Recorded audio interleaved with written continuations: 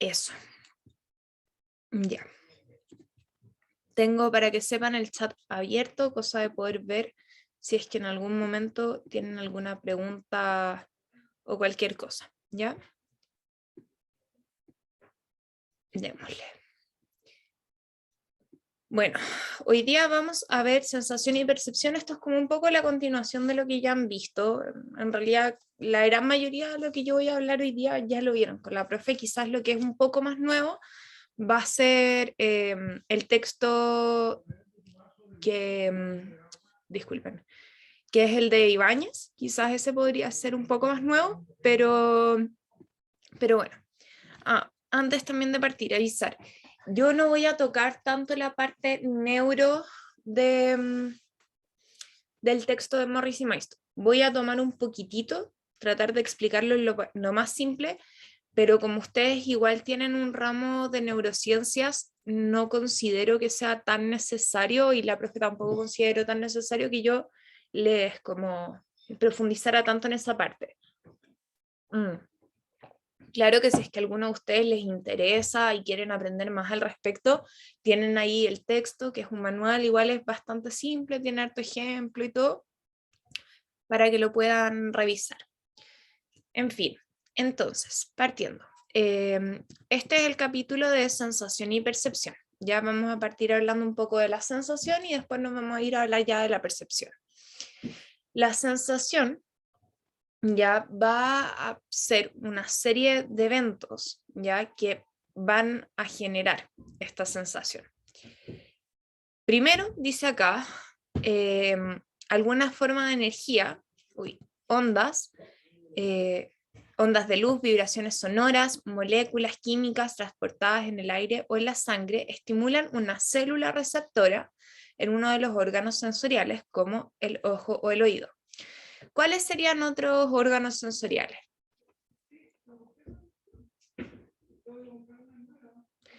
Oigan, denme un segundito que en mi casa están metiendo mucho ruido y me desconcentran cada 2 segundos. Voy y vuelvo. Por mientras, pongan por el chat cuáles son otros órganos sensoriales.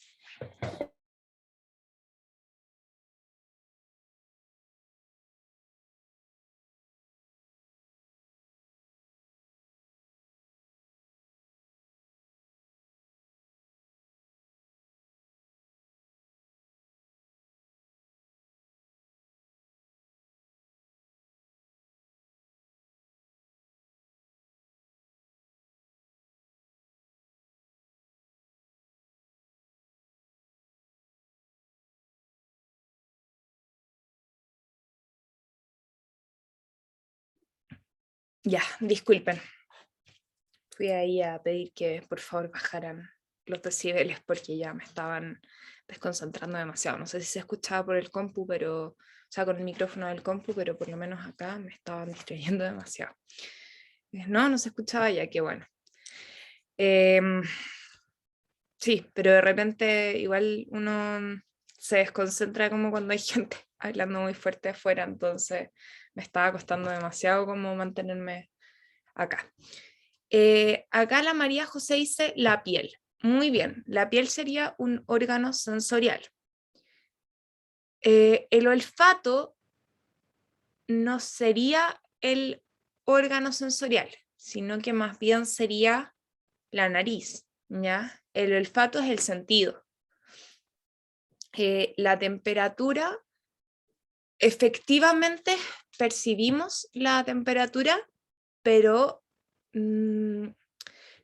nuevamente sería más bien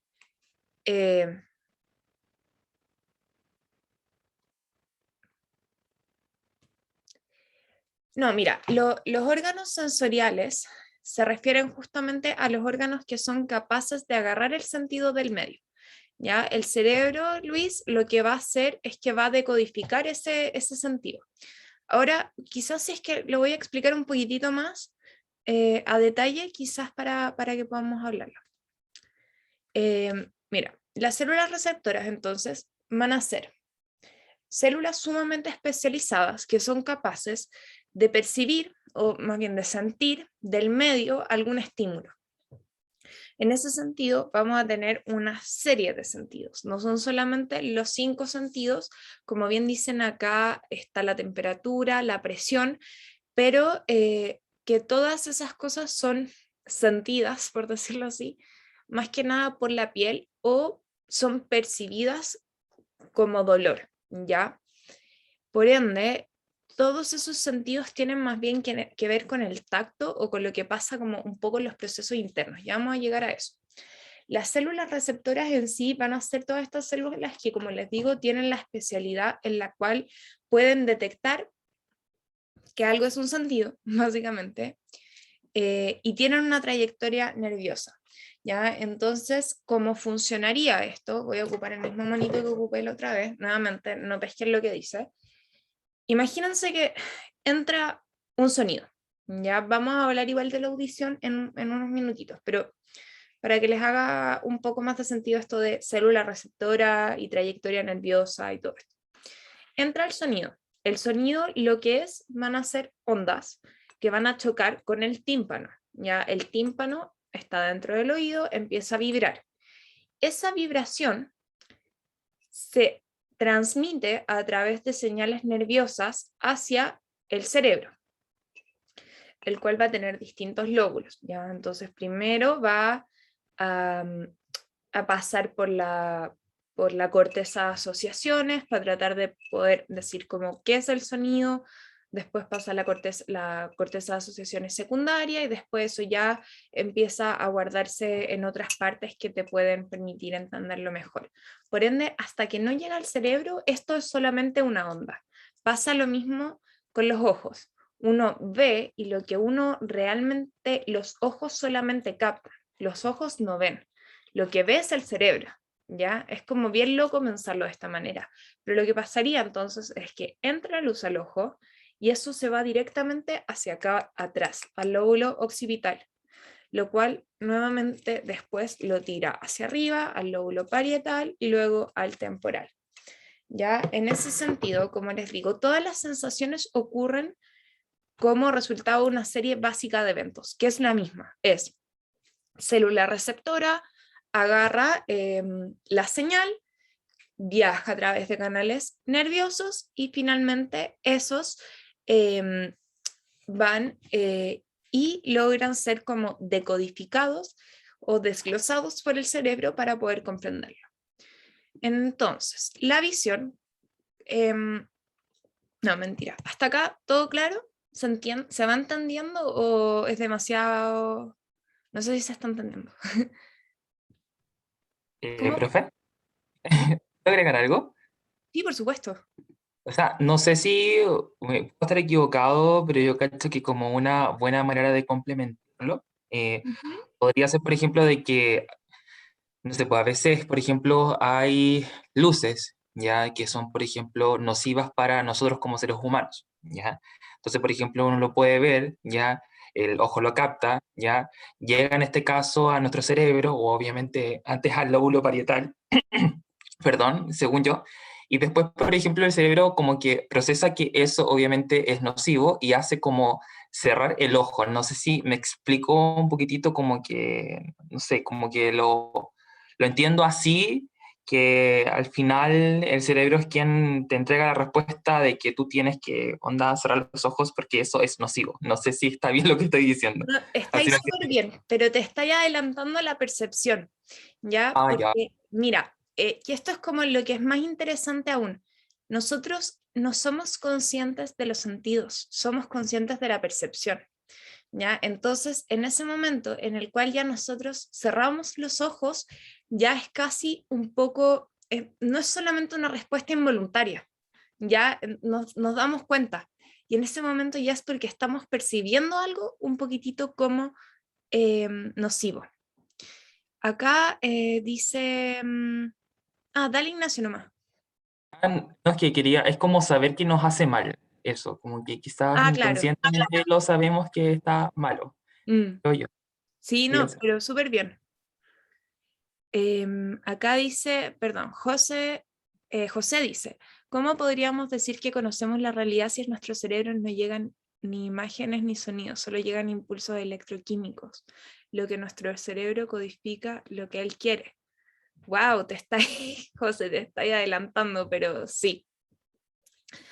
A ver, no sé si se acuerdan que cuando estuvimos hablando un poco de las epistemologías, como respecto a cómo nosotros podemos acceder a la realidad, justamente yo les mencionaba como que realmente lo que como uno accede a la realidad es mediante representaciones de nuestro cerebro, no mediante la realidad en sí. Por ende, es imposible considerar que la realidad podemos ingresar a ella de manera objetiva. Vamos a hablar un poquitito más de esto al final, ya que lo vemos más en el texto de Ibáñez, que es justamente más construccionista, que se ligaría más con esto que tú estás diciendo. Pero efectivamente lo que tú dices es como lo más complejo y es lo que más le costó aceptar a las ciencias cognitivas, que en realidad nosotros no percibimos lo que hay realmente afuera. O sea, hay una realidad externa, objetiva, pero no podemos acceder a ella de esa manera. No accedemos, como yo les decía la semana pasada, mediante los órganos que nos permiten acceder a ella, lo cual tiene limitaciones igual. O sea, si es que hay por ejemplo, hay ondas de sonido que nuestro tímpano simplemente no alcanza no lo hacen vibrar, ¿ya? Porque pueden ser demasiado agudas y no las percibimos, ¿ya? No significa que no estén ahí, simplemente no tenemos la capacidad de percibir eso.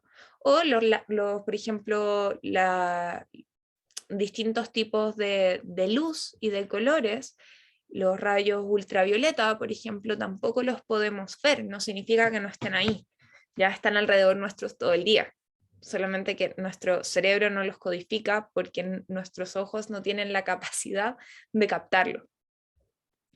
Entonces, Luis acá dice, tiene lógica proponer que el ojo no es el que ve las alucinaciones o los mismos sueños no son percibidos directamente por los ojos. A ver, es que, veamos, ahí hay dos cosas bien importantes. Efectivamente, el ojo no es el que literalmente ve. No es que sin un ojo sin ojos podamos ver. Ya, más bien que el ojo es como el canal de entrada para que se procese la visión. Las alucinaciones en sí mismas, como venía hablando la profe, son percepción sin estímulo o percepción sin objeto, ¿ya? Eso significa que hay como que hubiese un cierto tipo de hackeo en nuestras redes neurales que hacen que las neuronas se activen como si estuvieran viendo algo que no está ahí. Entonces, efectivamente, las alucinaciones pueden interpretarse de manera como una visión o como cualquier otro sentido en realidad, pero no necesariamente,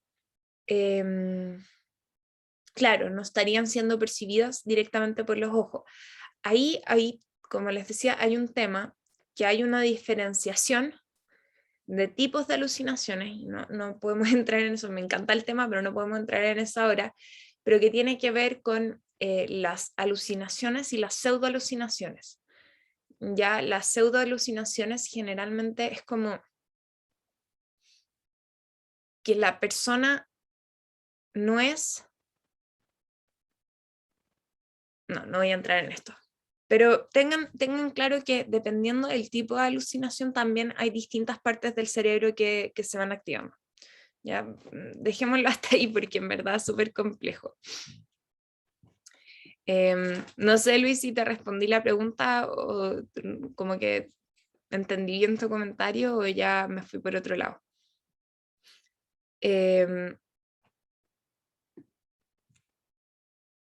Ya. Bueno, en términos entonces de la visión, los seres humanos, la visión es el sentido más importante. El 70% de los receptores sensoriales de nuestro cerebro se localizan en los ojos. ¿Ya? Tengo acá una pregunta, quiero ver, pueden responderme, no sé si saben la respuesta o no la saben, pero respóndanme por Tincada. Si una persona queda ciega, ¿ustedes creen que esos 70 receptores se van a la basura? O sea, perdió el 70% de las capacidades de percibir y de sentir.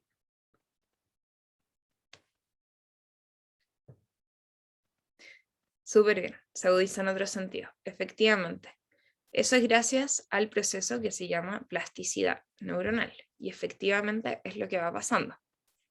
Bien, súper bien, María José. Por ende, esto que dice acá el texto como, sí, es muy increíble, es súper, súper increíble.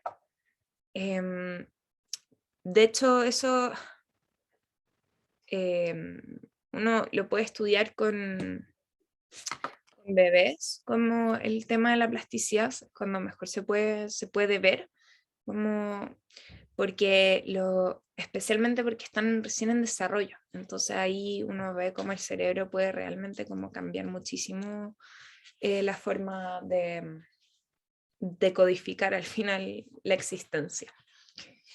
Y bueno, los seres humanos, paréntesis, perdonen, pero avisarles que todo esto es sacado literal del texto, ya, para que sepan, como que este es un resumen chiquitito del texto, pero es todo literal, o casi todo, así que nada, que hay momentos que tienen expresiones que a mí me dan mucha risa, entonces por eso se los comento.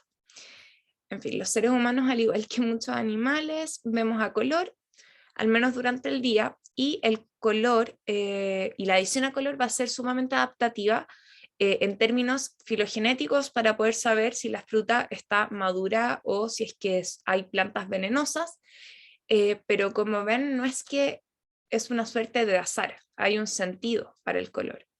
Por ende, como les voy diciendo, todos los sentidos van a tener estos caracteres como medios adaptativos, el dolor también, y en realidad, como les decía antes, no vemos con los ojos, sino con el encéfalo, con el cerebro. El mensaje de los ojos tiene que seguir su camino para que ocurra la visión. Disculpen. Ya. En términos de la audición, lo que llamamos sonido, como les decía, es la interpretación del flujo y reflujo de las moléculas del aire golpeando nuestros tímpanos. Cuando algo se mueve en el ambiente se produce presión, pues las moléculas del aire o líquido chocan entre sí y luego se apartan de nuevo. Esta presión transmite energía en cada colisión creando ondas sonoras. Como les digo, nuevamente, no escuchamos con los oídos. Como que suena medio loco porque igual como que te dicen desde chico que hay 5 sentidos que escuchamos con los oídos, vemos con los ojos, olemos por la nariz y en realidad no escuchamos con los oídos, solamente captamos el sonido. Por ende, como les decía, las señales eléctricas van a viajar y eso se interpreta en el cerebro convirtiéndolo en un mensaje inteligible, ¿ya? La audición y la visión son las dos cosas que el texto hacía más énfasis. A mí igual me parece un poco ridículo que trabajé como más estos dos sentidos y no el resto, pero, pero bueno, por lo mismo tampoco los voy a trabajar tanto, el resto, pero igual me parece importante conversarlo. La visión y la audición van a dominar la conciencia humana, ya que son los principales sentidos donde obtenemos la información del ambiente, pero hay otros sentidos tales como el olfato, el gusto, el equilibrio, el movimiento, la presión, la temperatura y el dolor, que también están en juego aun cuando tenemos menor conciencia de ellos. Acá lo que menciona el texto, sobre todo sobre el olfato, que de todos nuestros sentidos es el más primitivo y es el más evocador.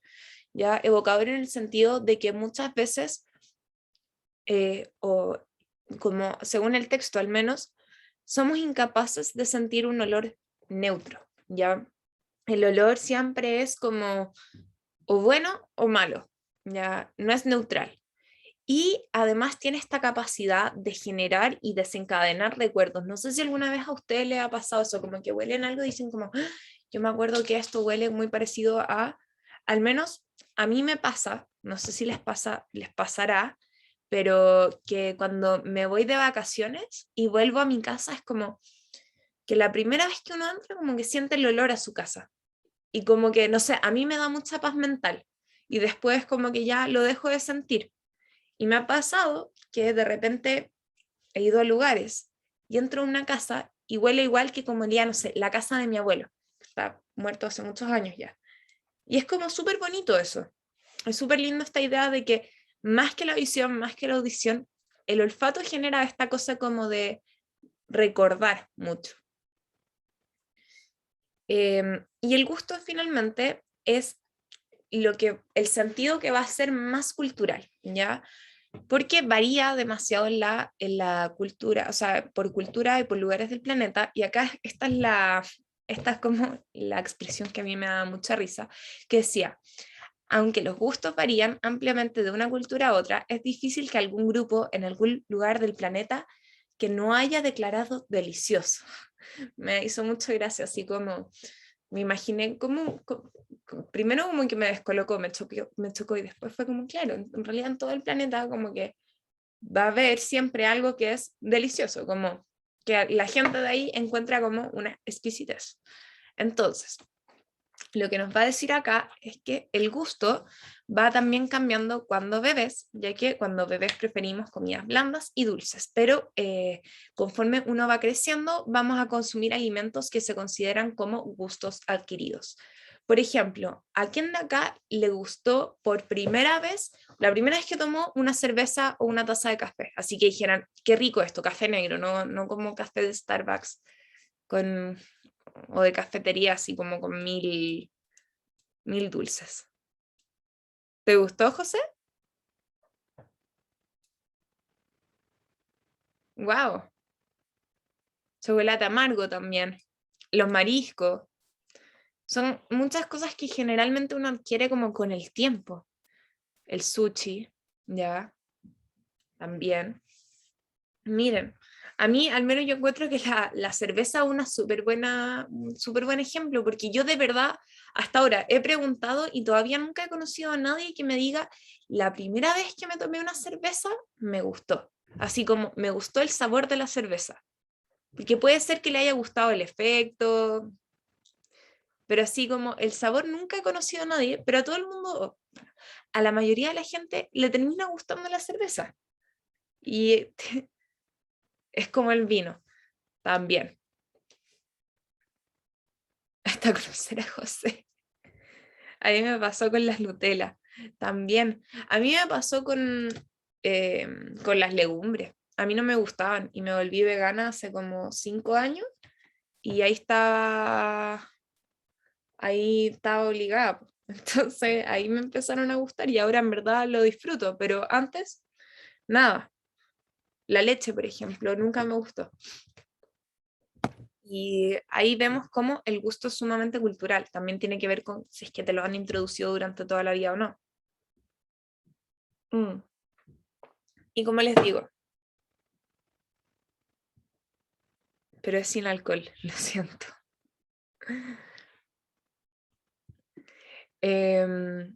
Bueno, continuando con esto, tenemos los sentidos sinestésicos y vestibulares. Los sentidos sinestésicos proporcionan información acerca de la rapidez y la dirección de nuestro espacio. De manera más específica, transmiten información sobre el movimiento de los músculos, los cambios de postura, tensión muscular y articulaciones. ¿A alguien se le ocurre un ejemplo del sentido sinestésico?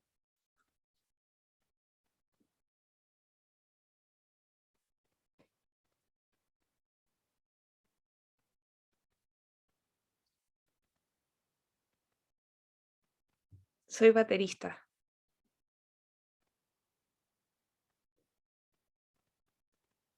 Claro, el entrenamiento de los astronautas como una extensión de mi cuerpo. Sí, perfecto. Súper buen ejemplo, Luis. No se me había ocurrido nunca, pero claro, claro. Es como la memoria muscular Más que la... No, es que más que la memoria muscular es el saber en qué posición están tus músculos y la tensión en el momento. Por ejemplo, tú no necesitas mirarte la mano para saber si es que tu mano está estirada o está doblada. Tampoco necesitas, onda, no sé, yo qué sé, tú te das cuenta si tienes las piernas flectadas o las tienes estiradas. Eso tiene que ver con el sentido sinestésico, ¿ya? Específicamente el cómo nos movemos en el espacio. Tú sabes si tu mano está hacia arriba, hacia abajo. Entonces, por eso el ejemplo que da Luis es súper interesante, porque claro, el baterista necesita no solamente, porque les doy un ejemplo, yo toco piano desde muy, muy chica. Y también se pone un poco en juego esto con las manos, específicamente en el teclado, pero hay más cosas. Pero en cambio lo que dice Luis también es que a fin de cuentas, tú tenés ya, yo qué sé, tenés el hi-hat, tenés un bombo, tenés en un espacio que igual es grande, ¿ya? Entonces, él sabe cómo tiene que moverse y cómo tiene que estirar el brazo y cómo tiene que pegar para que suene de una cierta manera el platillo o el hi-hat o el bombo o lo que sea. Y se sabe dónde están. Se puede tocar con los ojos cerrados, claro. Yo también, así, piano también se puede tocar con los ojos cerrados y uno sabe cuando está al frente del piano. O, por ejemplo, tipear en el computador. No sé, al menos no sé cuántos de acá trabajan constantemente así como escribiendo mucho, mucho en el computador, pero yo hago hartas transcripciones de entrevistas, lo cual requiere que uno igual trabaje rápido aquí, ya. Y claro, uno llega a un punto en el cual no necesita estar mirando el teclado ni la pantalla del computador, ni siquiera para saber que está escribiendo bien. Con eso tiene que ver. Y en cambio los sentidos vestibulares con lo que tienen que ver es nuestra orientación o posición en el espacio. Ya, esto es bien simple. Ustedes pueden tener los ojos cerrados, los oídos tapados, completamente todo, y van a saber si están de cabeza, o están parados, o están acostados, o están un poquitito de lado.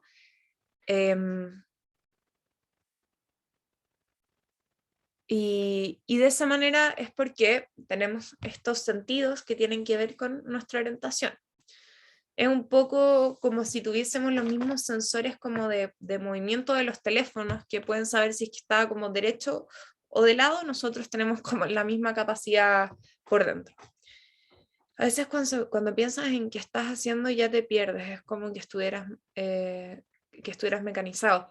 Sí, pasa mucho eso, no sé, a mí en verdad, no sé, hoy día estoy dando ejemplos muy personales, pero me pasa de repente que me acuerdo que estoy respirando, como tengo conciencia de que estoy respirando y después no puedo dejar de pensar en que tengo que respirar y dejo de respirar como por mi cuenta, es como que lo tengo que estar pensando como ya, como que perdí esa como mecanización inconsciente como por dentro. Y es bien interesante eso. No sé si es que habrán estudios de el por qué como que uno como que puede desincronizar de esa manera el cuerpo, pero es bien interesante.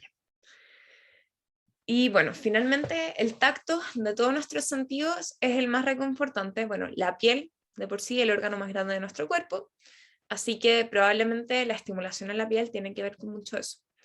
Al tocar o ser tocados por otros, suponemos, al menos momentáneamente, nuestro aislamiento, damos y recibimos ternura y atención. No hay cultura ya donde no sea una muestra de cariño y de cercanía el poder tocar a otra persona. Ya no lo piensen solo en sentidos sexuales, piénsenlo en general, ¿ya? Da lo mismo en donde uno esté, probablemente el tema de la cercanía con otros siempre va a tener esta idea, ¿ya? Y por lo mismo, nuestro cuerpo está cableado de una cierta manera en la cual a través del tacto nosotros, no sé, por ejemplo, al ser abrazados, liberamos oxitocina, que es la hormona como básicamente de la felicidad, ya sea, si ustedes lo abrazan, uno libera como esa tranquilidad, Aparece por la oxitocina, de hecho la oxitocina también es una de las hormonas que aparece con el amamantamiento, que ayuda al vínculo con la guagua y ayuda a la liberación y la generación de prolactina para poder generar leche. Y finalmente, el dolor va a ser nuestro sentido más importante, ya porque nos ayuda a la prevención de riesgo. Es un sentido adaptativo que facilita a la sobrevivencia. Por eso hemos sufrido tanto esta pandemia, sin abrazos, sin besos, hasta le tenemos miedo a la ropa. Claro, sí, yo creo que es bien, bien interesante eso, como el cómo la falta de contacto físico nos puede poner tan mal. Yo creo que para la gente, especialmente los niños y los adultos mayores, la han pasado especialmente mal con lo mismo. Y bueno, como les decía respecto al dolor, este tema del dolor igual es bien interesante. Como ustedes, a ver, voy a preguntar, ¿por qué creen que es el sentido más importante el dolor? ¿Por qué es tan adaptativo? ¿Por qué ayuda a la prevención de riesgos?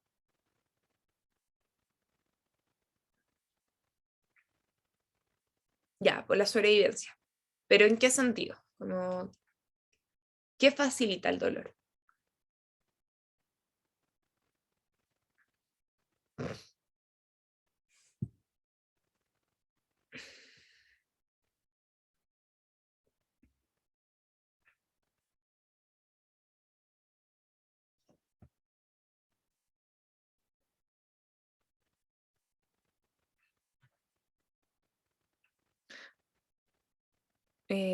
¿Por qué nos mantiene vivos? Que no queramos morir tan luego, que nos cuidemos. La razón, sí. Ya, acá Lorena dice, porque tratamos de evitarnos, no nos ponemos en riesgo. Sí, pero sobre todo, ya, si uno es incapaz de sentir dolor, es incapaz de darse cuenta si es que hay algo que esté mal dentro de nuestro cuerpo. ¿Ya? Más que el aprendizaje, lo que pasa es que el dolor, a ver, imagínense, hay gente que es incapaz de sentir dolor, ¿ya? Completamente incapaz, es un trastorno sumamente extraño, pero existe. Pueden sentir presión en la piel, pueden sentir, más que nada, sí, claro, presión, el tacto, pero no sienten dolor, son incapaces de sentir dolor. En ese sentido, si tú eres incapaz de sentir dolor, y no sé, vas corriendo y te cortas la pierna, no me refiero como entera, si no te haces un corte importante, no te darías cuenta hasta que veas sangre. Si se te infecta una herida, no te darías cuenta porque no te dolería hasta que ya se vea literalmente muy infectada. Si te pasa, acá Luis dice, un niño se arrancó la lengua por esa enfermedad, no recuerdo el nombre o algo para evidenciarlo. Sí, yo también había escuchado ese caso, también de niños, claro, que se caen, y esto es lo más interesante, porque se caen, se quiebran y no se dan cuenta. Entonces quedan con secuelas súper importantes. Me acuerdo de un niño, porque generalmente se dan cuenta en la infancia justamente por esto, porque no lloran con el dolor. Entonces los papás, es raro que un niño no llore. Entonces, por ejemplo, me acuerdo de un niño se cayó y se pegó acá al lado y se rompió la costilla y se perforó el pulmón, ¿ya? Y estaba medio ahogado, no al 100%, pero estaba un poco empezando a ahogarse y los papás le preguntaban como, ¿qué te pasa? ¿Qué te pasa? Como, no sé, no puedo respirar, hasta que le levanten la polera y ven que tienen un hematoma importantísimo en todo el lado del cuerpo, porque justamente era incapaz de sentir dolor. Si nosotros no sentimos dolor y nos pasa cualquier cosa, no nos damos cuenta hasta que quizás es demasiado tarde. Justamente por lo mismo es tan importante para la supervivencia. Y bueno, pasando ya a la percepción. La percepción va a ser el cómo interpretamos los sentidos, lo que nos da de vuelta, esta representación que queda en el cerebro. Por ende, imagínense que la luz ya entra por nuestros ojos, la representación, en este caso va a ser la imagen que nosotros tenemos del medio. Nosotros percibimos, pero no estamos conscientemente sintiendo. Por lo mismo, acá lo que dice William James es, nuestros sentidos proporcionan datos puros acerca del ambiente. A menos que interpretemos esa información, el mundo no sería otra cosa que una confusión tronante y zumbante. El ojo registra patrones de luz y oscuridad, pero no ve un ave revoloteando de rama en rama. El tímpano vibra de una manera particular, pero no escucha una sinfonía. Entonces la percepción consiste en descifrar patrones significativos en la maraña de información sensorial. Si nosotros no tuviésemos percepción, ¿ya? No entenderíamos qué está apareciendo ahí. La percepción entonces es como esta decodificación o más bien más que decodificación, codificación de todos los sentidos, porque los agarra y es como que los volviera ¡fum! Juntos y se vuelve una película, ¿ya? Entonces, acá vamos a hablar de la constancia perceptual, lo cual es que nosotros, como seres humanos, logramos percibir objetos que son comunes para nosotros y los vemos de la misma manera, estables, a pesar de los cambios de la información sensorial. Y una vez que hemos formado una percepción estable, podemos reconocerlo en casi cualquier posición, distancia o cualquier iluminación. Una casa blanca parece una casa blanca de día o de noche o desde cualquier ángulo. No sé si a ustedes les ha pasado alguna vez que van, no sé, que entran a una casa, ¿ya? El otro día también di este ejemplo, entran a su casa o a su pieza y no se dan cuenta de qué es lo que está raro, pero hay algo raro ahí, como que algo falta, algo sobra, pero algo cambió. ¿Les ha pasado esa sensación?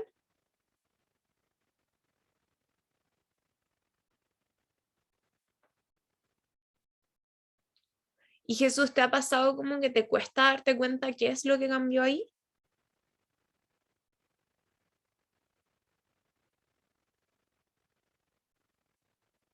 Ya, justamente este como fenómeno es por la constancia perceptual, porque estamos acostumbrados a interpretar rápidamente ya como el mundo y la información. Por ende, cuando entramos a un lugar y ya lo podemos reconocer, está aquí en nuestro cerebro esta representación. Por lo mismo, no estamos mirando objetos particulares. Yo no estoy mirando, ahí hay un escritorio, ahí hay una lámpara, ahí hay no sé qué, una cama, un cuadro. No, para mí es mi pieza. Por ende, entro y va a ser mi pieza. Pero si es que algo falta, va a ser como, todavía no he encontrado el qué falta, pero algo falta. Y uno se da cuenta.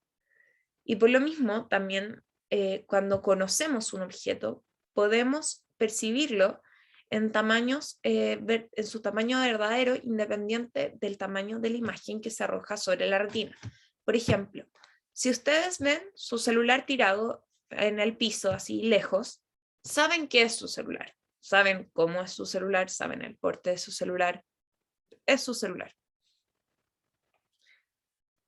Versus si ven una cosa que no saben qué es tirada en el piso, probablemente si está lejos lo van a ver más chico, después se acercan, lo van a ver más grande, van a tener que como que analizarlo para poder reconocer qué es.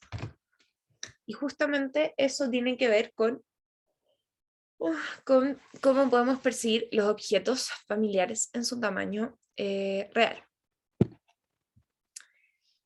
Y finalmente, la percepción y problemáticas comunes de la percepción. La percepción de movimiento implica la formación visual en la retina y mensajes en los músculos alrededor de los ojos cuando siguen un objeto. En ocasiones nuestros procesos perceptuales nos juegan trucos y pensamos que percibimos movimiento cuando los objetos que miramos se encuentran de hecho inmóviles. Por eso hay una diferenciación entre el movimiento real y el movimiento aparente. No sé si a ustedes les ha pasado que van de noche en un auto y van mirando para afuera y ven como que la luna se va moviendo, que los va siguiendo. Pero ustedes saben que la luna no los está siguiendo, es el auto el que se mueve. Ya, sí. Justamente eso tiene que ver con esto, con la percepción de movimiento, ¿ya?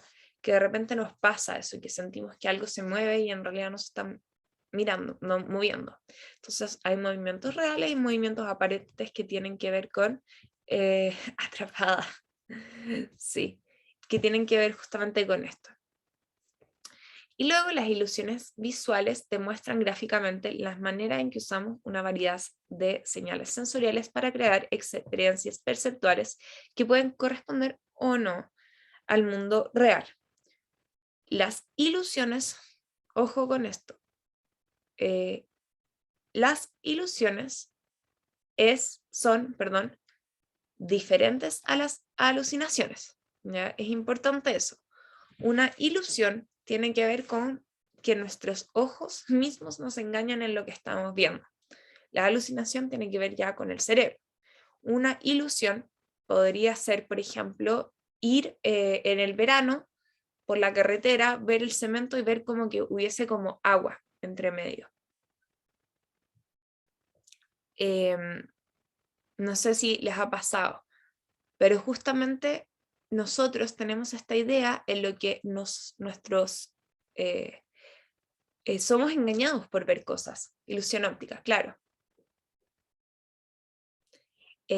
Por ende, los psicólogos pueden comprender las maneras en que los procesos perceptuales operan en el mundo cotidiano y en circunstancias normales.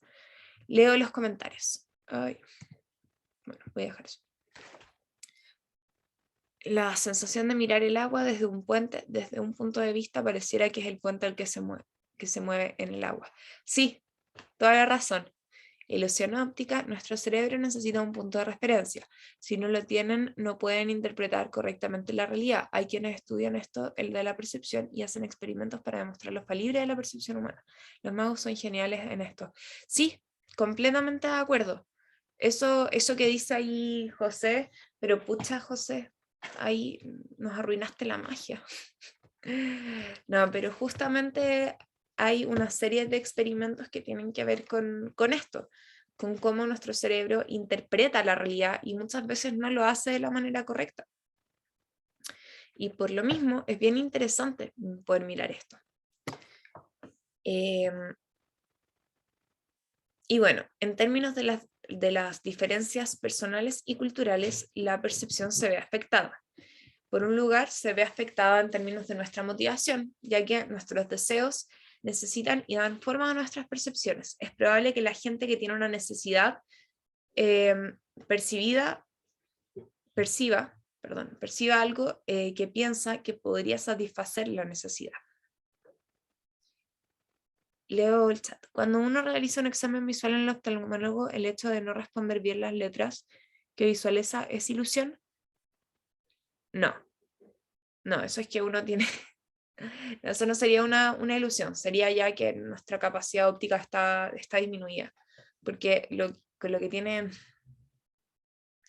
Porque, no sé, al menos a mí me pasa, yo nunca ha sido que cuando dejo de ver es como que estoy segura que estoy diciendo la letra que está ahí, es como que estoy tratando de descifrar, porque en verdad veo muy mal esa letra, ya está demasiado chiquitita, y no sé, pues en vez de ver una P veo una F, o en vez de ver una F veo una P, que al final son dos cosas bien parecidas que al final nuestros ojos, más que engañarnos y percibir mal, están tratando de enfocar y en ese como desenfoque que hay, se genera un poco de ruido en la visión y vemos mal, pero no es exactamente una ilusión. Pero buena distinción en todo caso ahí, Jesús, no se me había ocurrido.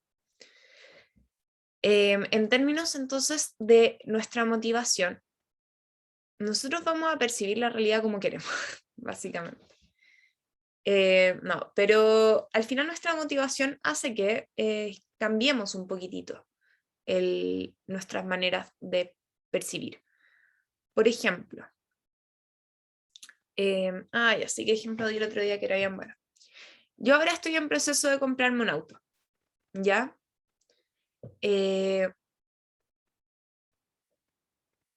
en proceso de comprarme un auto y nunca antes me había estado fijando en autos, como en marcas en la calle. Nunca ha sido mi tema, nunca me han interesado. Y era como, ay, qué bonito ese auto, pero jamás como, a ver qué marca es, cómo es, no sé qué, no sé cuánto, y le miro como por todos lados. Al final, ¿Eso por qué pasa? Porque yo tengo una motivación nueva para estar mirando esas cosas. Porque inconscientemente mi cerebro está tratando de decir como, a ver, qué me gusta y qué no me gusta. Entonces, justamente empezamos a percibir las cosas que pueden satisfacer nuestras necesidades. Además, nuestros valores van a afectar nuestra percepción. Las expectativas también, o ideas preconcebidas acerca de lo que se supone que vamos a percibir, también influye en la percepción al hacernos borrar, insertar, transportar o modificar de alguna u otra manera lo que vemos. A mí me pasa mucho. Ya, a mí me pasa que yo leo muy rápido. Y cuando hablo, y esto me lo mencionaba una amiga, porque yo le dije, yo creo que soy disléxica, porque me cuesta mucho leer en voz alta. De hecho, también se lo mencionaba el otro día a la profe, que me da ansiedad leer en voz alta. No porque lea mal, sino porque leo muy rápido. Y cuando leo muy rápido, o mi cerebro hace eso, hace que yo tenga una expectativa un poquito de qué palabras van a seguir. Y hay veces que, y me voy saltando palabras, ¿ya? Entonces voy viendo y yo supongo que, no sé, en vez de decir lo, dice la o él,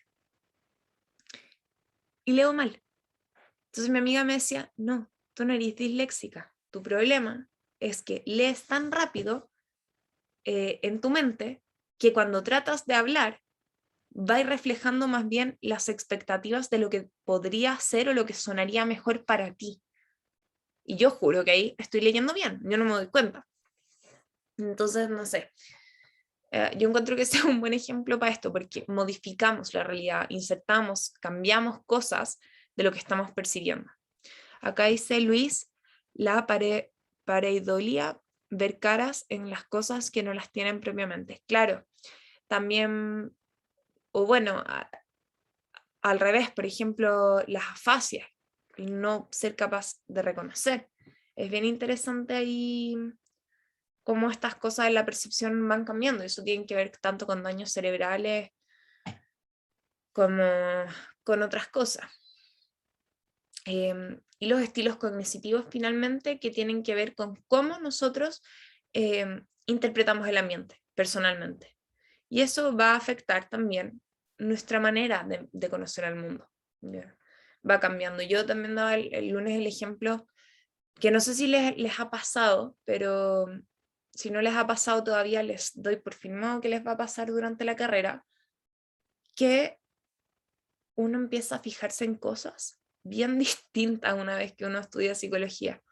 Como que yo, lo que yo noto al menos es que ahora me fijo aún más en los detalles.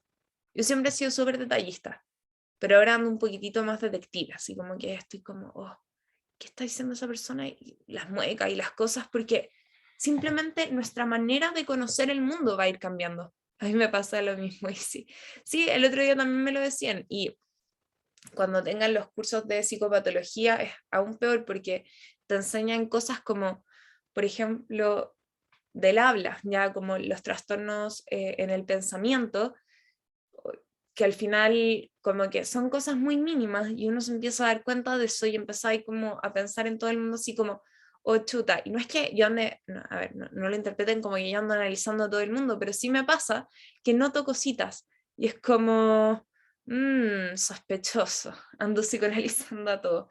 Sí, exacto, y eso tiene que ver con nuestros estilos cognitivos, el cómo nos enfrentamos al mundo.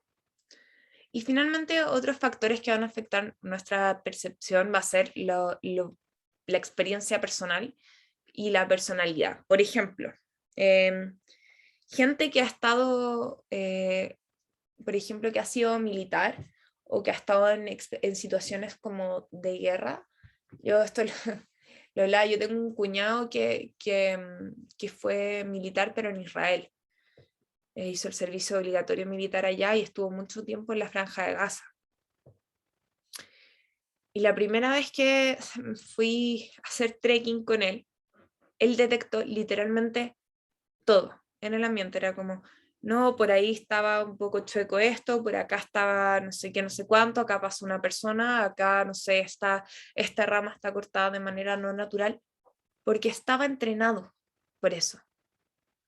porque su experiencia personal lo había hecho fijarse y percibir cosas que la mayoría de la gente no percibe, porque estaba psicoseado todo el rato, po, al final. Y también la personalidad, la gente que es un poco más, por ejemplo, gente con trastornos de personalidad pueden tener percepciones bien distintas a uno. Especialmente, por ejemplo, estoy pensando en gente con trastorno de personalidad antisocial,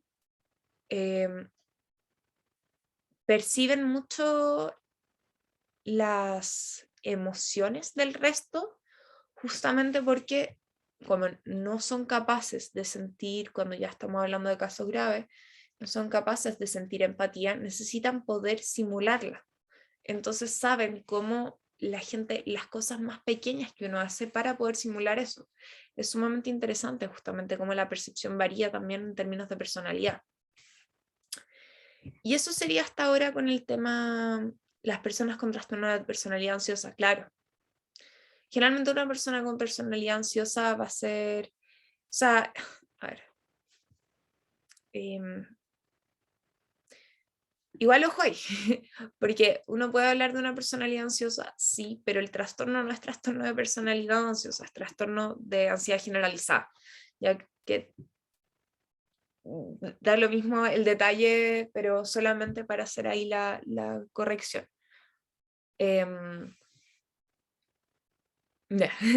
Porque uno puede decir que una persona es de una personalidad muy ansiosa, claro, pero como trastorno, los trastornos de personalidad tienen que ver justamente con que la manera en la cual se conforma la personalidad tiene un problema y son a largo plazo. La ansiedad puede trabajarse, entonces no podría convertirse en un trastorno de personalidad. Puede generar, pero muchos trastornos de personalidad son personas como que son muy propensos a la ansiedad.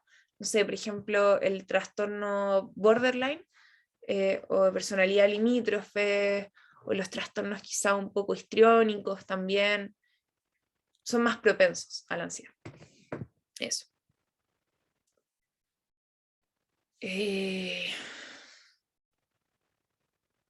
La percepción incluye la autoconciencia.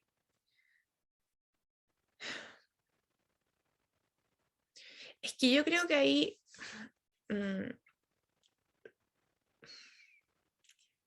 es que ahí hay un concepto que podría ser la autopercepción, el cómo uno se percibe a sí mismo, pero la autoconciencia tiene más bien como que ver con algo un poco más quizás metafísico, que es como la capacidad de ser consciente de que uno es consciente, ¿ya? Entonces creo que eso más que percepción sería como esto como más como del ámbito lingüístico, medio metalingüístico, de darse cuenta y poder hacer esa distinción entre soy consciente de que soy consciente, ¿cachai? Como, no sé, en verdad sí ese sentido, pero yo creo que ahí ya uno se estaría moviendo en dos ámbitos medios distintos. La percepción tendría más que ver como la autopercepción, como ser capaz de percibirme a mí mismo de alguna u otra manera.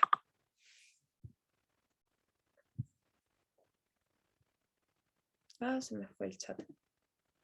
Entiendo. Así me parece también. Ya. Ah, el otro día estuve investigando de la música en la psicología y en el tratamiento de personas con afasia que tenían problemas para hablar. Podían cantar pero no hablar. ¿Por qué puede pasar eso?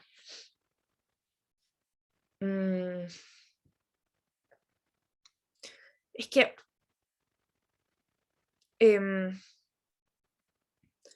no te podría explicar así como biológicamente el por qué, como exactamente, pero sí sé que la activación cerebral que se genera al cantar es distinta es distinta a la que se genera al cantar.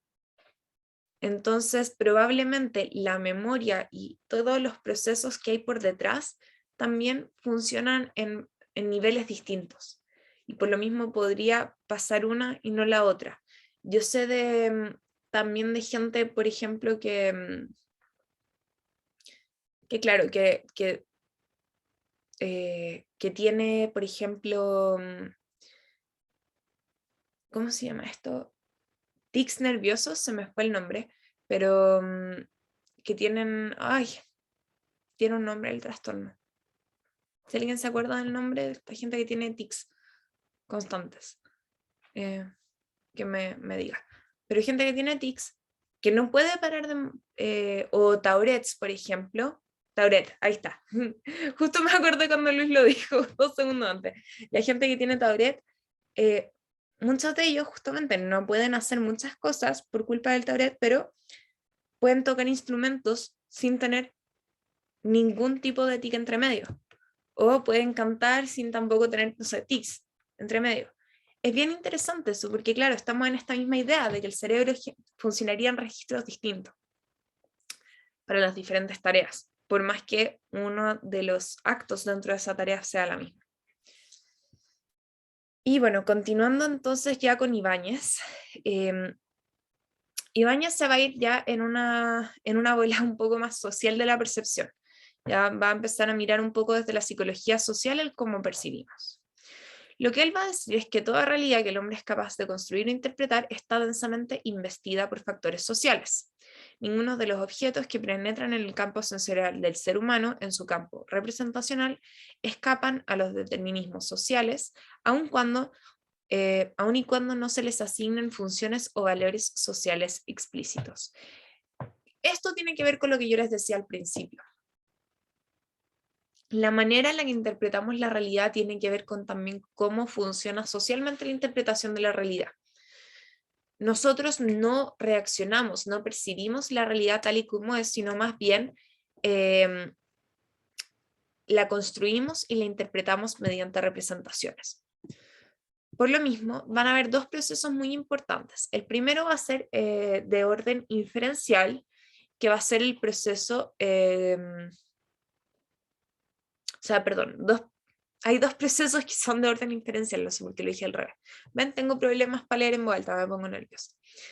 El primero es el proceso comparativo y el segundo es el de categorización. Todo lo que nosotros hacemos al percibir justamente va a ser mediante comparación y categorías.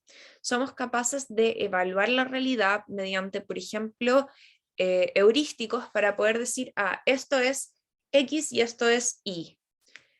Les doy un ejemplo. El otro día igual di unos ejemplos medios controversiales, pero bueno. No sé si fue en este punto o no, pero les doy un ejemplo esto de las categorías y de la comparación. Si ustedes, por ejemplo, ven no sé, una silla, por más que sea una silla que ustedes nunca han visto antes, rápidamente van a saber que es una silla, porque su cerebro, inconscientemente obviamente, va a comparar esa imagen que le está llegando con todas las imágenes que conoce y recuerda, y la categoriza dentro de alguna de las cosas que tiene en mente, por ejemplo, sillas. Y justamente Brunner denominó lo que le parecía constituir una de las características básicas del proceso perceptivo, agregando con evidentes presupuestos funcionalistas que esta tendencia a sobrepasar la información proporcionada constituía una condición necesaria para la supervivencia del hombre y para su capacidad de reaccionar con suficiente rapidez ante los acontecimientos producidos en su entorno. En la psicología social se trabaja harto este tema que tiene que ver con cómo nosotros somos capaces de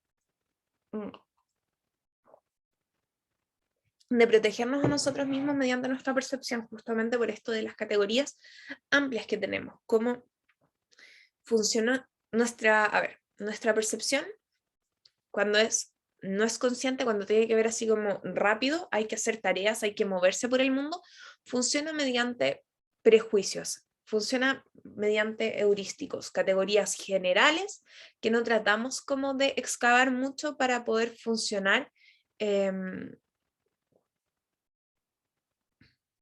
para poder hacer como rápida la situación. Por ende, categorizamos el mundo y tratamos de encontrar categorías que ya tengamos preconcebidas para poder funcionar. Diego pregunta, ¿será por eso que cuesta tanto que gente mayor entienda la transexualidad por la concepción de género?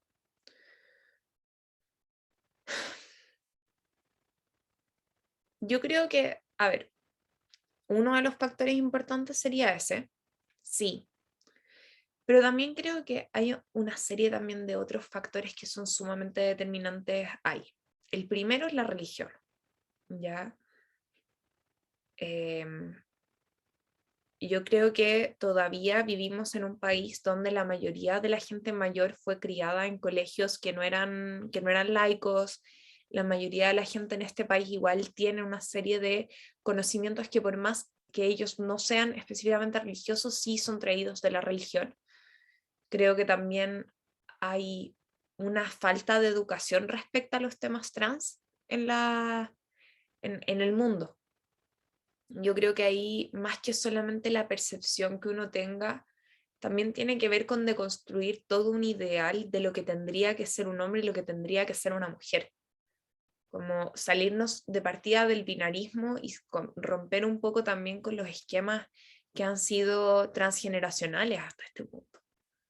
Entonces yo creo que ahí hay una serie de romper el canon social. Claro, ahí hay o sea, a ver, hay una serie de cosas que influyen en cómo nosotros entendemos. De hecho, hablar de género para la mayoría de la gente que es más mayor, eh, ni siquiera hace sentido. Ya para mucha gente solamente es sexo.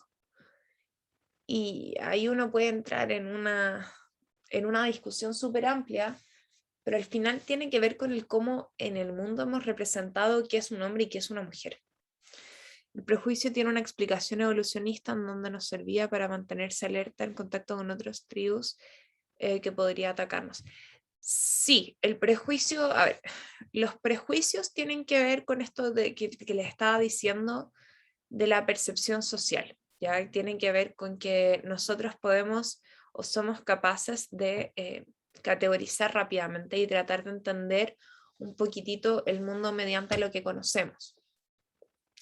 Y ahí la teoría de la percepción y bueno, de la cognición social va a decir justamente que nosotros valoramos más nuestro endogrupo y rechazamos más al exogrupo, o sea, aceptamos más la gente que es parte del mismo grupo que nosotros, el mismo grupo social.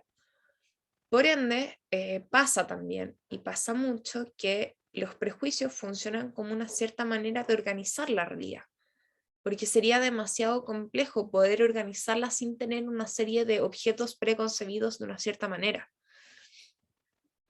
Y justamente a eso voy a llegar ahora, pero acá dice que a través de la interacción con la realidad, el hombre extrae unos elementos de información, pero en vez de agotar el tratamiento de toda información que esta interacción podría proporcionarle y en vez de aplicar nuevas operaciones a la realidad para completar esa información. Nosotros, como les digo, sacamos algunas cosas de la realidad y decimos como, ok, lo entendí, porque no nos ponemos a mirar todo a detalle, ¿ya? Por lo mismo es que nosotros vamos más allá de la información dada, porque categorizamos lo que puede definirse en un conjunto de procesos psicológicos con los que tienden a ordenar el entorno y en términos de categorías. Entonces, el proceso de categorización implica un doble aspecto que va a ser inductivo y deductivo. Inductivo cuando a partir de ciertas características de un objeto se le asigna una determinada categoría de objetos, y deductivo cuando en base a la asignación se atribuye al objeto las características y propiedades de su clase de asignación.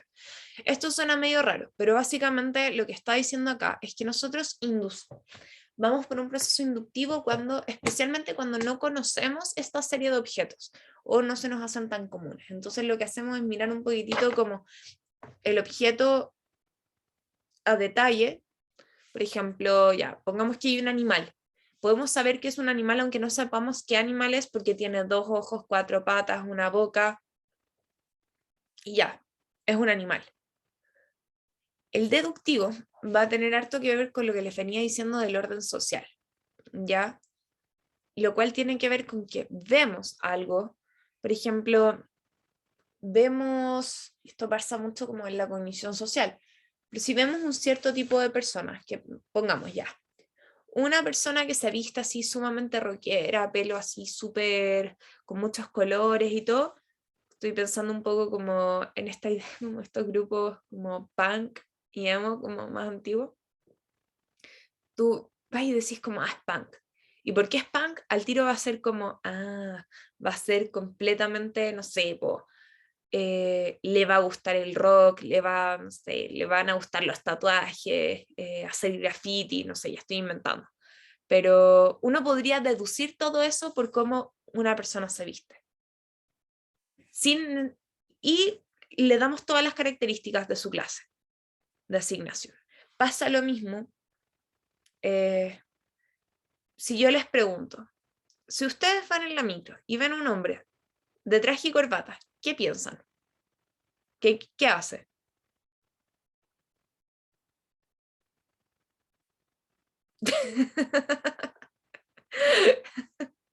Que me va a robar ya, empresario.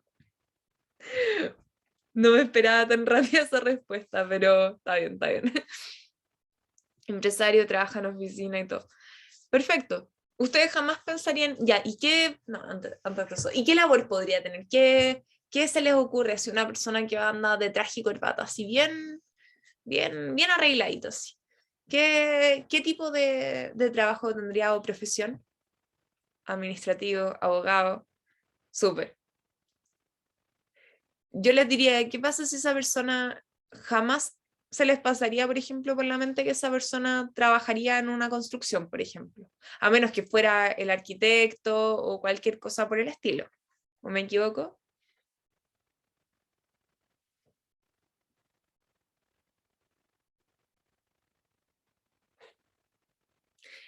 Esto no es para ponerlos incómodos, es que sería relativo, sí.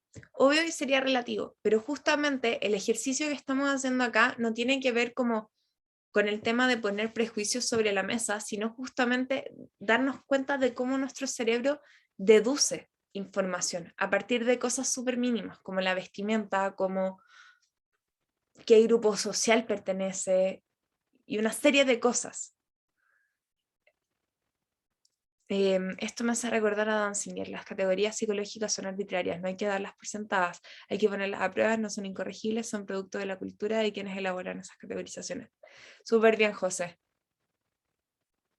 La categorización es como el ejercicio de etiquetar. Sí, pero de manera sumamente inconsciente. ¿Fe? Dime.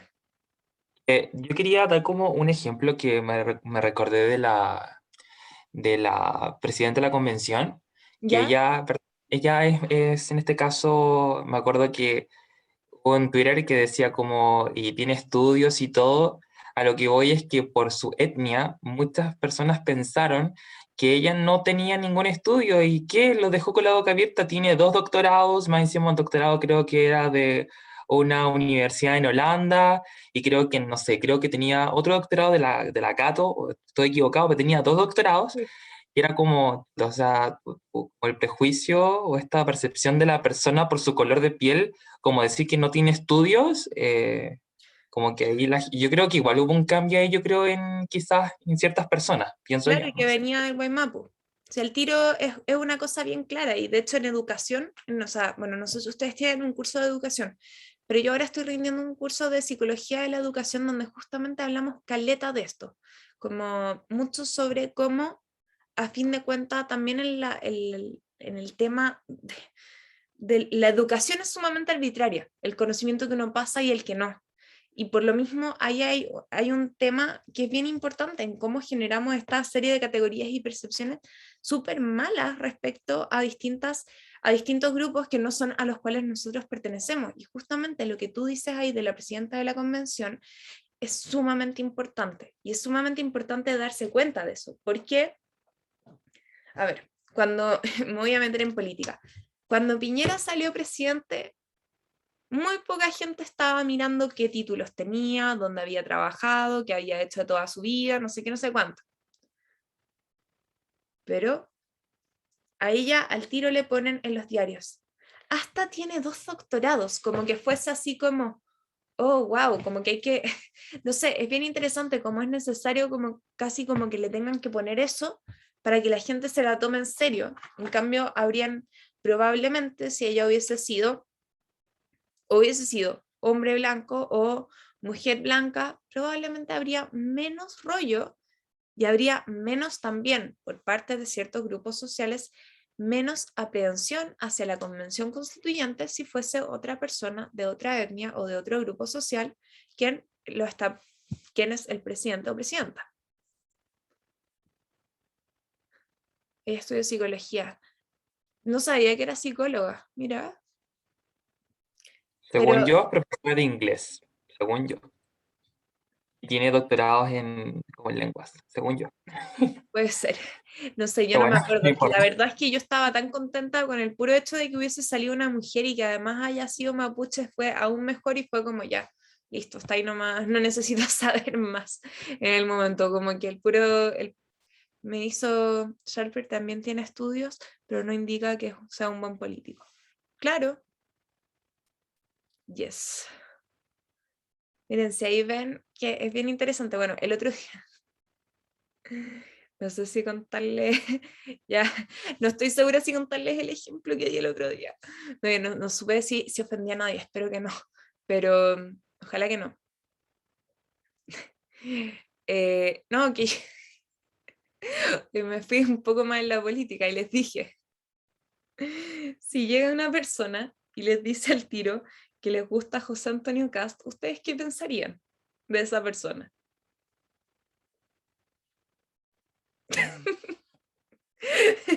No pidáis perdón, tranqui.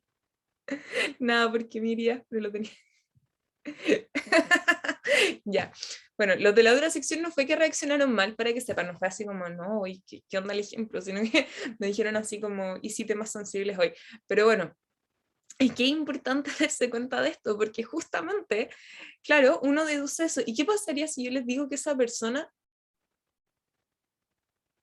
No, no, no, es de la profe.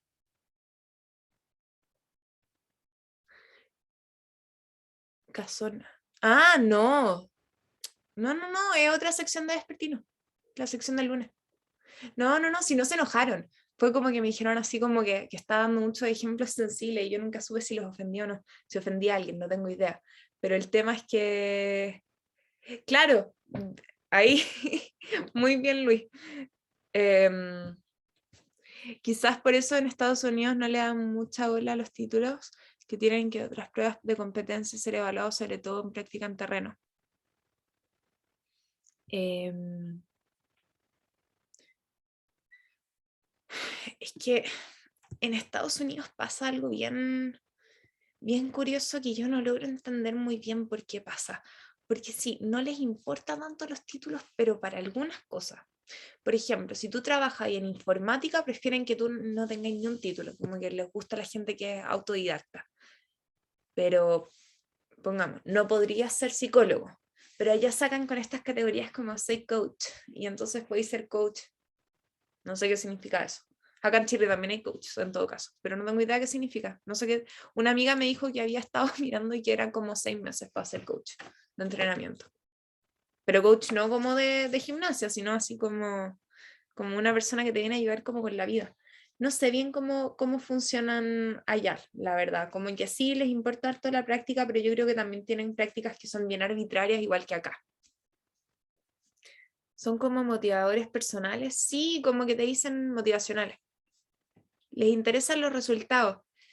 Sí, sí, yo creo que les interesan los resultados y también hay una serie de intereses también que hay ahí atrás, como, no sé, no, nunca vivió allá, yo tengo un hermano que vive en Estados Unidos y él no estudió nada y efectivamente le va bacán, pero él trabaja en informática y es sumamente autodidacta y ha hecho 1 millón de tests y de cosas, entonces le va bien, pero no sé cómo funciona, porque hay para ciertas cosas que les importan mucho los títulos y para otras que no les importa mucho la universidad también. Tienen toda esta idea de como las Ivy League Schools, que son Harvard, Yale, Princeton, etcétera, etcétera. Bueno, pero nos estamos yendo ya... Ah, no, sí, esa era... No, si la historia era que usé acá de ejemplo, y me empezaron a decir que estaba diciendo ejemplos muy sensibles ese día. Y no tengo idea si me lo dijeron en buena o en mala, así que me he quedado toda la semana pensándolo, como chuta, habría ofendido a alguien. De hecho, pedí muchos perdones.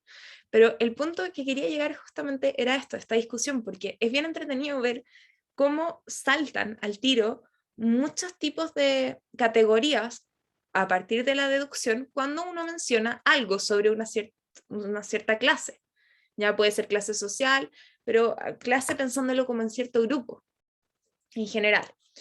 Entonces, por ende, el modelo de probabilístico en el que se funda el proceso perceptivo es evidente, así como es evidente los efectos sociales que resultan de la categorización.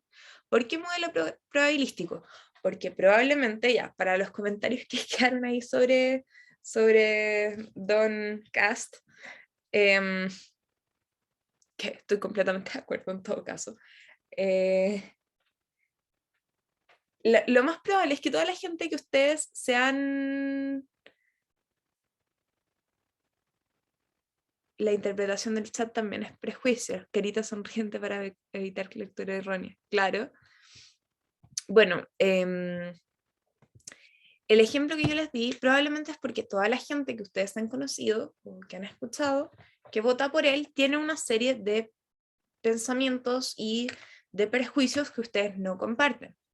Y justamente eso funciona a través de las probabilidades. ¿Qué tan probable es que una persona que vote por ese político va a pensar esta otra serie de cosas? Como en totalidad? Y por eso es que tienen que ver también con la probabilidad. Y en la fase inductiva siempre ocurren los procesos de superinclusión o superinclusión, exclusión particularmente claros.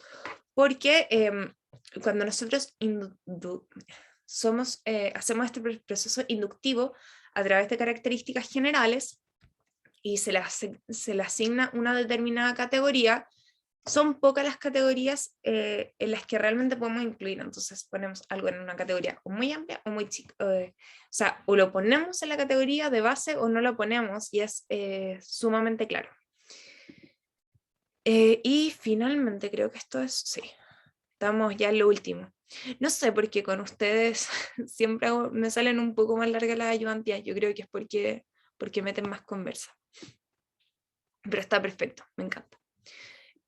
Sujetos y grupos.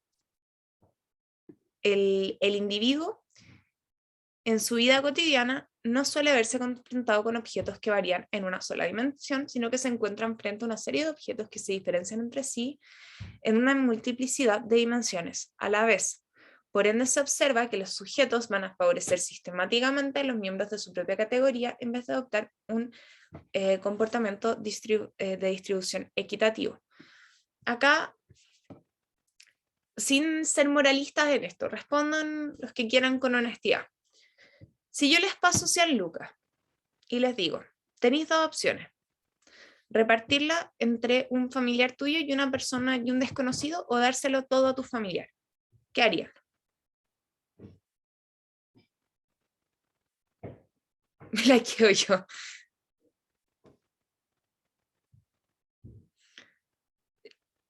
Ya, pero a todas las familias.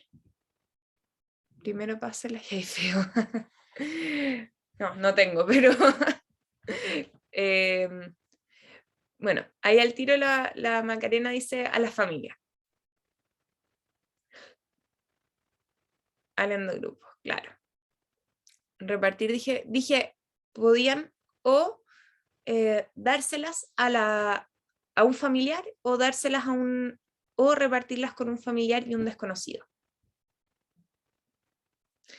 Pero lo más probable es que el primer pensamiento sea al endogrupo, por más que objetivamente quizás ustedes podrían hasta saber que la otra persona, no sé, lo necesita mucho más, como el desconocido o algo así. Ya Yanara es más, parece decidió compartir. Ah, mira, Jesús también.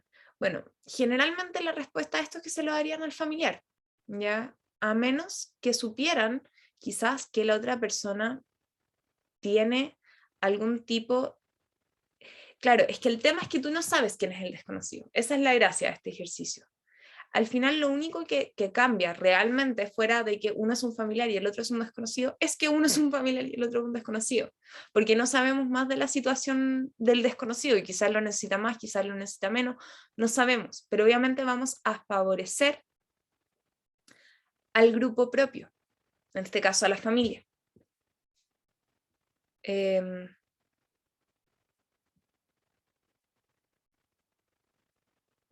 Claro, pero el caso de que tú no supieras, probablemente se lo darías a tu familiar, si es que no supieras que la persona lo necesita, por ejemplo. Entonces, por lo mismo, la inclusión de una persona o de un objeto dentro de una categoría sobre la base de un atributo particular del propio elemento categorizado y de la categoría que lo captura promueve una tendencia a atribuir a esa persona o objeto todos los atributos que definen dicha categoría y actuar con esa persona u objeto como si estuviese efectivamente esos atributos aún que no tengan información al respecto. Distorsionamos la percepción de las características propias de una persona u objeto de manera que no aparezcan contradicciones entre características y características objetivamente constitutivas de la persona de pertenencia. En ese sentido, lo que se refiere acá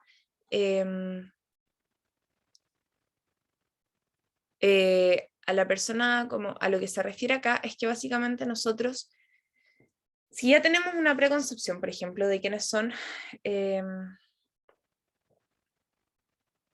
por ejemplo, esta idea como de,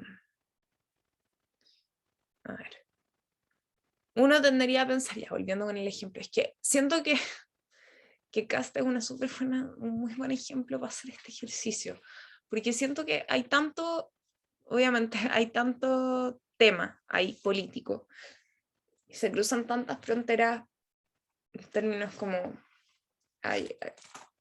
que uno supondría que la persona que vota por Cast como que sería parecida a Cast. Entonces, por lo mismo, pensaríamos o supondríamos que esa persona no comparte ninguno de nuestros propios valores, probablemente. Y si esa persona demostrara que efectivamente sí comparte nuestros valores, nos vendría una disonancia bien importante entre como la categoría como la tenemos fabricada mentalmente versus la categoría real. Por ende, omitimos cualquier cosa que haga que esa persona se salga o esa cosa se salga de la categoría para poder mantener esta permanencia en nuestra forma de ser. Distorsionamos la percepción. ¿Ya? Entonces, acá es bien interesante cómo entre las personas y los grupos va funcionando la percepción. Y bueno, a forma de conclusión acá, Ibáñez lo que dice es, entiendo percepción en el sentido más amplio de la palabra, sentido que quedaría sin duda mejor explicitado si se sustituyese la denominación tradicional de este campo de investigación por la de procesos interpretativos de la realidad, sustitución que indica un desplazamiento del enfoque teórico a la vez implica una opción epistemológica. Lo que acá nos está diciendo básicamente es que esta manera de mirar el mundo, de entenderla como una representación o una interpretación de la realidad, de procesos interpretativos, rompe con esta idea de que la percepción es una, y rompe con esta idea más positivista y más rígida. Por ende, también esto genera un desplazamiento a un enfoque epistemológico nuevo, que sería el construccionista o constructivista, que era el que veníamos conversando ya la semana pasada. Eso.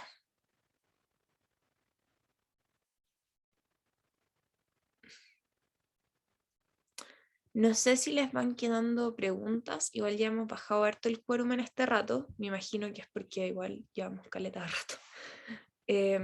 No sé si tienen dudas, consultas, cualquier cosa.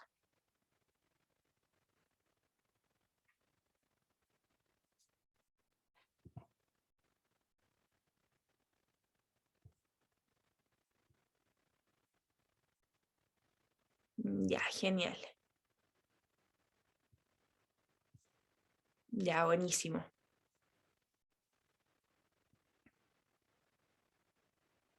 Ay, qué bueno, Macarena, que que te quede claro siempre, de verdad. Bueno, pues si es que entonces si no hay dudas, si no hay nada, los dejo primera vez que ingreso y súper claro. Qué bueno que vinieras en todo caso, Ignacio. Bacán la participación. Sí, o sea, a ver, con toda honestidad, generalmente los PPT los hago, bueno, los lunes, porque tengo la primera ayudante y hasta se repita. Pero voy a tratar de tenerlos un poco antes, porque si lo hago con ustedes, lo más justo sería que a los del lunes también les pase el PPT antes, ¿ya? Entonces déjame hablarlo igual con la profe, ver qué opina ella, porque de repente hay personas que prefieren como que uno no entregue. Y igual, bueno, voy a intentar, ¿ya? Voy a intentarlo, que igual estoy con mucha pega, entonces hay veces que realmente tengo las diapos así listas, así bonitas. Después. Sí, queda el video, quedan las diapos, queda todo, pero genial. Pero igual entiendo, hay gente que, es que yo sé que hay mucha gente que toma las apuntes desde como hay aplicaciones que son para las mismas diapos. Entonces, sí, no hay problema, déjame tratar y si se puede, lo hacemos. Yo no tengo ningún problema, tengo que hablarlo igual con la profe. Eso, voy a dejar de grabar.